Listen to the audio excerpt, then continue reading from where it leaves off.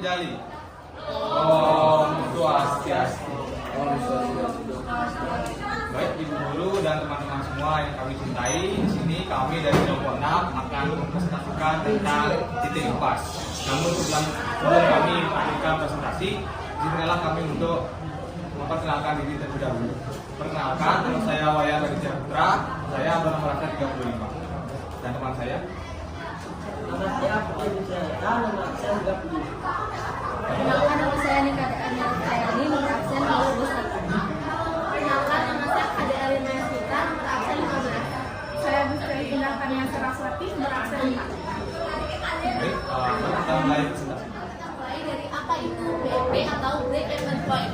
Jadi BEP itu titik impas di mana posisi jumlah pendapatan dan biaya sama atau seimbang, sehingga tidak terdapat keuntungan maupun kerugian dalam suatu perusahaan.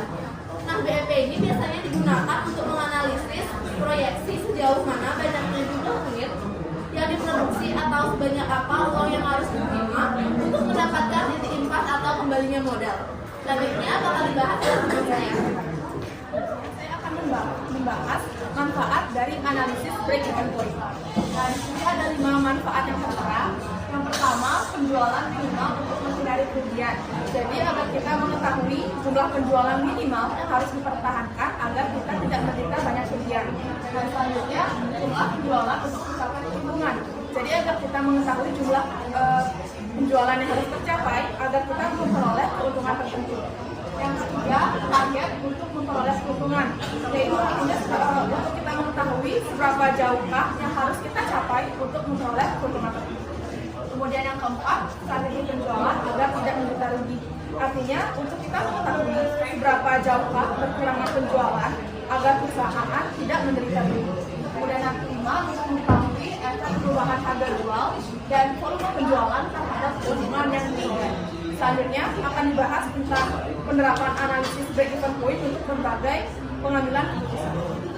Saya berdiri di sini menitipkan presentasi dari teman saya tentang tadi sebelumnya menjelaskan tentang manfaat BEP atau break-even point. Sekarang dari manfaat BEP ini, kita misalkan sekarang kita berada di posisi sebagai seorang pemimpin perusahaan misalnya, entah itu perusahaan besar atau perusahaan yang kecil.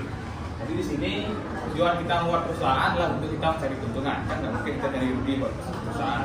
Nah, sekarang kita harus memiliki acuan untuk mengetahui apakah kita sudah masuk untung atau kita termasuk rugi. Nah, acuan itulah adalah BEP. Lalu selain sebagai acuan, BEP ini juga bisa kita gunakan untuk pengambilan keputusan yang berguna untuk mencapai keuntungan atau tujuan perusahaan kita. Yaitu yang pertama adalah dengan kita menggunakan BEP, kita memiliki acuan untuk mengambil keputusan berapa minimal produk yang harus kita jual agar kita tidak menderita kerugian. Kemudian yang kedua yaitu berapa jumlah penjualan yang harus kita jual agar kita tidak menderita kerugian atau kita mendapatkan keuntungan. Jadi selanjutnya yaitu yang ketiga, berapa besarnya penyimpanan penjualan. Nah, maksudnya penyimpanan penjualan di sini adalah kita menentukan volume dari penjualannya. Nah, ketika kita menurunkan volume penjualan, apakah misalnya kita menurunkan volume penjualan 5%, apakah itu masih dalam status untung atau sudah melewati BEP dan masuk ke rugi? Lalu yang terakhir adalah kita bisa mengetahui bagaimana efek dari perubahan harga jual, kemudian perubahan volume penjualan dan juga biaya maupun terhadap laba atau keuntungan. Jadi semisal kita menaikkan atau menurunkan harga jual, menaikkan atau menurunkan volume, dan juga menaikkan atau menurunkan biaya, kita bisa tahu apakah kita masih bisa mendapatkan keuntungan dari sana dengan kita menghitungnya dalam BEP. Jadi selanjutnya kita akan lanjut ke presentasi tentang komponen-komponen dalam BEP yang akan dijelaskan oleh teman saya. Sekian, terima kasih. Saya akan menjelaskan mengenai komponen perhitungan BEP. Pada materi bab 1 kalian sudah mempelajari komponen perhitungan titik impas. Untuk mengingat kembali, perlu diingat kembali ada beberapa istilah yang perlu diketahui dalam analisis BEP, yaitu satu, biaya tetap. Biaya tetap termasuk biaya yang sama terlepas dari beberapa banyak jumlah barang yang yang kalian jual. Seluruh biaya sendiri mendirikan usaha seperti biaya sewa, asuransi, dan komponen dianggap sebagai biaya tetap karena kalian harus menetapkan sebelum kalian menjual barang. Selanjutnya akan dilakukan oleh teman saya. Di sini saya akan menunjukkan presentasi dari teman saya. Di sini saya akan menjelaskan mengenai biaya variabel. Nah, biaya variabel ini meliputi biaya yang timbul terus-menerus di saat kita menjual suatu unit dalam penjualan kalian. Nah, misalnya jika kalian menjalankan suatu toko kerajinan dan kalian membutuhkan bahan baku, contohnya kayu gitu, karena kalian membeli kertas ataupun itu seharga 10.000 misalnya. Nah, per lembarnya nih. Nah, maka jumlah uang tersebut mewakili biaya variabel kalian. Nah, kemudian nantinya perusahaan kalian itu ketika penjualan perusahaan kalian meningkat, kalian bisa mulai menyesuaikan tenaga kerja dan aspek lain kaliannya sebagai biaya variabelnya jika memang sesuai dengan industri yang kalian.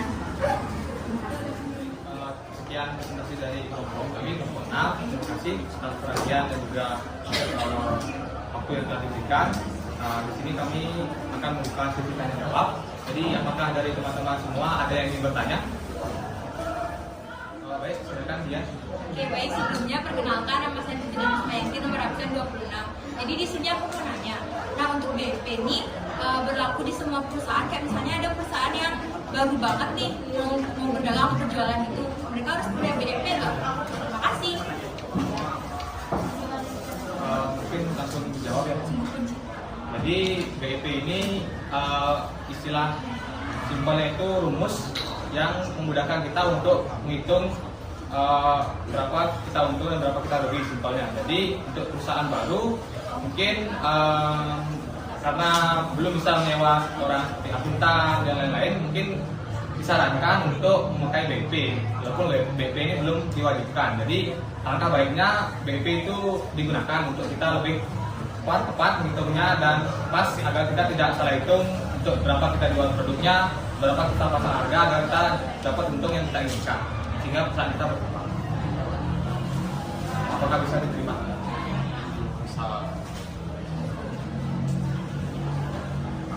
Ya, bisa. Terima kasih. Apakah ada yang ingin bertanya lagi? Oke, sepertinya karena memang materi presentasi kami itu hanya blok teori aja, jadi pertanyaan mungkin ada di satu tadi dan karena sudah lumayan jelas ya dari PPT dan presentasi dari kami. Terima kasih teman-teman semua yang sudah menyimak dan juga bertanya. Kami tutup presentasi ini dengan para Mas Santi.